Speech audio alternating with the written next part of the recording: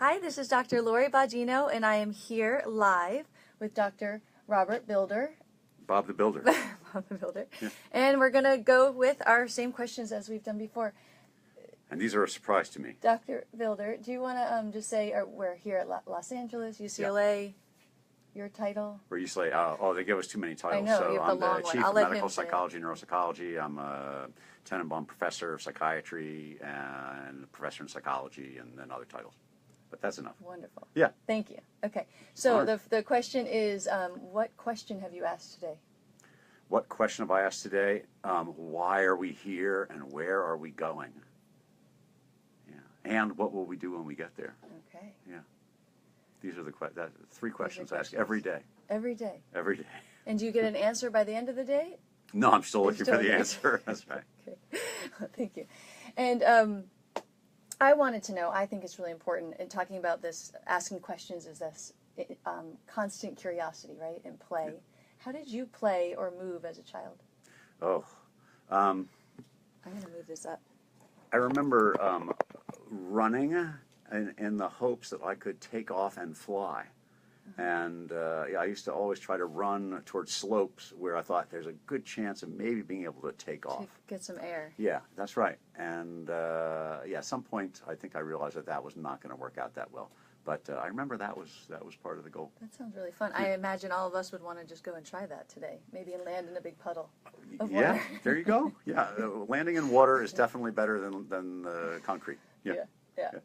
And do you have a philosophy about how you work? Some type of framework of what you would tell someone? This is how I approach health or working with families. Yeah, I mean, I think that I guess there's some different approaches. I mean, we work with a lot of trainees, we work a lot with the families, and especially in neuropsychology, clinical neuropsychology, we work with people who have problems that they're trying to get around. And but the one thing that I think probably works for everyone is to find the things that we value the most and see if we can line up our actions with those values.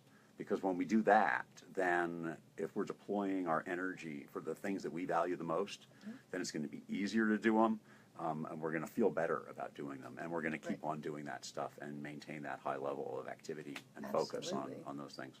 Yeah, I love that because it's what we're all striving for, that meaningful purpose, meaningful learning. And I specialize with children, and when I feel like, you get those parents that say, hey, it's not working, they're not listening, I feel like there's something because it's not meaningful. That's right. The second the child understands what it's for, they're right there doing it with you. That's it. Right? Yeah. In fact, we're starting a new award this year. We're going to give the first annual UCLA Eudaimonia Award. Okay. And I love the term eudaimonia because no one knows what it means. So Yeah, it gives I'm us a like, chance. yes, I want that, but what is it? It gives us a chance to explain what it is. And it turns out that back in ancient Greece, Socrates defined two forms of happiness. One of them was hedonia, the immediate gratification of needs that led to brief, fleeting happiness. Okay. But the other kind of happiness, eudaimonia, the true happiness, comes from finding meaning and purpose in life, and that leads to sustained happiness. And so everything we're learning about the brain, biology, and in happiness research, I think brings us to this, and we'd really love people to get on the eudaimonia bandwagon, and we want to have eudaimonia as one of the goals of everybody here at UCLA, students, staff, faculty. That's fantastic. Yeah. Well, I that resonates with me because that kind of brings me to the next question of the body and mind. So you know that I'm a body-mind person. Everything I do is about moving and this ability to have body knowledge. Yeah. That our movements kind of relay our emotional and psychological experiences. Yeah. So what are your thoughts about movement in the body and how it plays into your work or this philosophy? Yeah, well, there's a huge challenge I think we face in academia where a lot of us are like floating heads. That was how it was described to me by one artist, where our minds are sort of independent of the rest of our physical implementation. We're doing all these thinking things and don't usually connect to our physical selves. And I think that that's really depriving us of something that's really important. Right. And one of the sort of lightning bolts of insight I developed about this was in a weird setting. because I have this endowed chair in creativity research here. Yes. I get to go do some funny things. Yeah. And so I got invited to go to the Topanga Film Festival. Yeah. And I participated in a workshop in a topic I know nothing about, which is writing. I mean, we write our scholarly stuff, but Right. that's that kind of, nobody wants to read that. And so, but there was in LA, of course, everyone is writing all the time screenplays. You go to any Starbucks or Pizza, everyone there has got a screenplay going, and there are coaches about these screenplays. So I was on a panel with all these writing coaches. Okay. And the fascinating thing was I was talking about the different keys to creative production, and each one of them highlighted the embodiment perspective, and that they were always in their coaching, trying to get the people they were coaching to develop a physical presence that could be echoed in the work that they're trying to create. Right. And then it occurred to me, well, this is really parallel to exactly what we need to do in connecting our creative drives to our inner selves, Right. our inner resources, and to our bodily states. Right. So I really like that connection. It's always harkened back to me that we need to think about mindfulness and bodyfulness together. Right. Yeah. Right. Yeah, and then it just resonates. It goes, never ends, right? It goes back and forth That's right. to each other. I guess in the olden days, some philosophers talked about developing your psychophysical instrument. I think that Aldous Huxley might have used that term. And Okay. but anyhow, I always appreciated that insight that there's not a mind or body separated.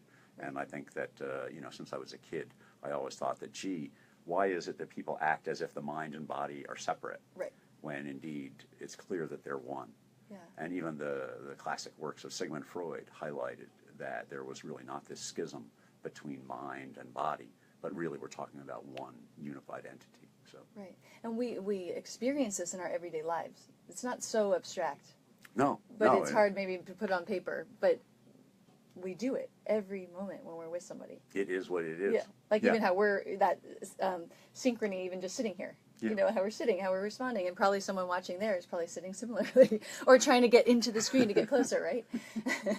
So we'll finish up. My last question is just any takeaway. And you've said a lot. I'm taking away a lot already, but just, I don't know, a last final Right. takeaway sentence or movement. Well, I think I think What would be your movement? We all do that together. No, I think that it's an amazing thing how we get locked in to certain postures, Yeah. and to have a practice, a daily practice where you can get a feel for what you're doing and what you're not doing. Yeah. And for people to be able to, gain some insight into how much they're moving or not moving, and think about, oh wow, I need to have movement and action as part of my daily life, and to actually, I have got all these different monitors. I got a Fitbit, there you go. and I had another fun thing that would monitor breathing. Yeah, yeah. Because for us anxious people, what we tend to do is stop breathing. And so just take a moment to stop, breathe, and think. These are the kinds of things that can make a difference. But to pay attention to our bodies, to have some time Right. every day when you focus on your internal self. Right. I think that's critical. Fantastic. Yeah. Well, thank you so much. Pleasure. Yeah, and I love that. I just have to say, I constantly am telling people, like, it doesn't mean you have to sit still. Right. You can be moving and being thoughtful and compassionate about your movements and what you're doing and how you're caring for yourself. Yeah. So it's always an active process. I'm glad you're Well, leading the way. Thank you so much in coming and talking with me. Or I'm actually here at his office. This full space of information. So our brains We've got over here, brains with little gizmos on them, electrodes. We've got all kinds of- magnets. we've Yeah, got you lots of name stuff. it. Yeah. Oh, and then we've Very got fun. also we got the Freudian slips. Oh, I know we didn't use any today. Yeah. We Not yet. were on. All right. Well, thank you, and hopefully you'll follow and we'll keep learning and moving. Nice. Okay. Thanks, Laura. All right. Thank you.